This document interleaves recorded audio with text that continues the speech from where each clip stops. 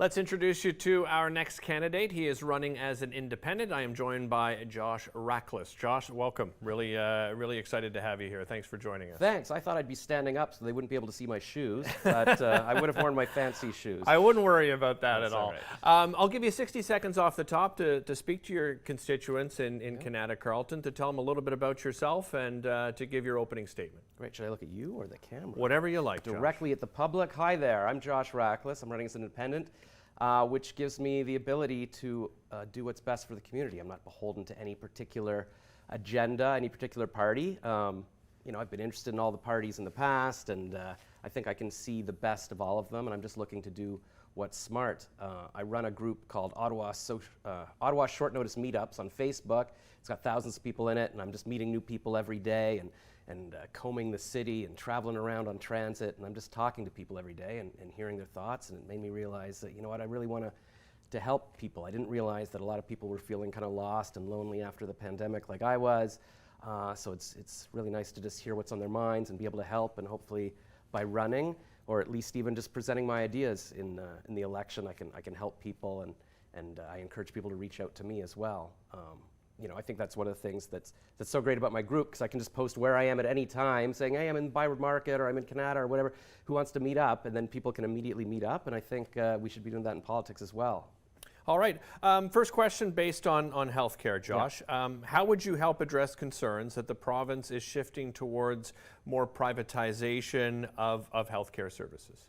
I mean, I think it's interesting. I just watched Samantha Bee get interviewed by Steve Paikin. She was in town a couple of weeks ago, and people were asking her, like, what's the difference between Canada and the US? And she said, the one thing I feel is like there's just this energy because we have healthcare here. People are just more stressed in the US. They're always kind of panicking, and I think that's what makes us really different in Ontario, like just our healthcare system.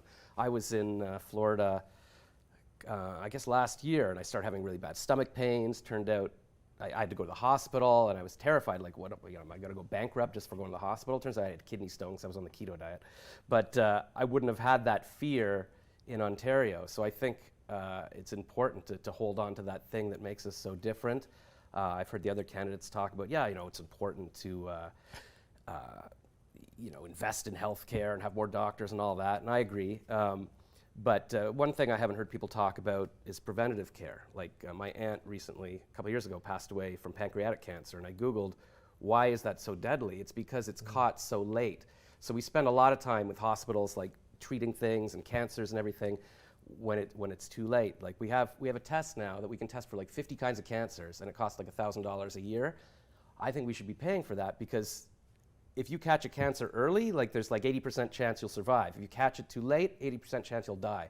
So, I mean, if we actually care about people, we should be testing for things. I just turned to the age where they sent me a little thing. I'm supposed to send in a sample for colon cancer, and that's it. Like, why are we not testing for other kinds of cancers? Next question on transportation, because you did mention that you travel on public transit, and constituents in your riding are frustrated with public transit. What needs to be done to bring reliable public transit to your riding? Yeah, I mean, I noticed when I was just trying to get the signatures to be able to run, I was like, how am I going to comb the area? Like, transit just wasn't reliable. I had to get a friend, like a guy in my Facebook group offered to drive me around, and I realized how hard it is just to take transit around there. I mean, I haven't heard anybody say this, but I think just transit should be free, first of all. Like, it's crazy that it should be $3.75 for every ride, where basically like, oh, maybe I should just take an Uber. Like, because the more people you get onto transit and off the roads, it's better for drivers, it's also better for people. So we just need to be putting more money to that. I love the trains. I was taking the LRT to Blues Fest, and it's very convenient, and I understand we're going to extend it to Kanata, and we should do that as fast as possible, and just keep pouring, and in the meantime, just put more money into buses and more routes, and get as many people onto transit as possible. It's convincing the province to do more. Yeah, right? I mean, it's basically, there's things in life and in government that you feel like it's a cost, but there's other things that are an investment. I mean, you invest in transit, it helps the economy, it's helping people get out of their house and feel less lonely, like I'm zipping around. It's helping people be more healthy because they're out getting fresh air and getting exercise. It's making Kanata more attractive to people to live there because they go, oh, I can easily get downtown and go to Blues Fest. Like, that's why I want to live in Kanata. So, last question around education. Yeah. Do you think that there are areas where funding can be increased in education, and do you think there are areas where it could be cut? Yeah, I mean, it's definitely, that's another area where when you're putting money into it, it's an investment, obviously.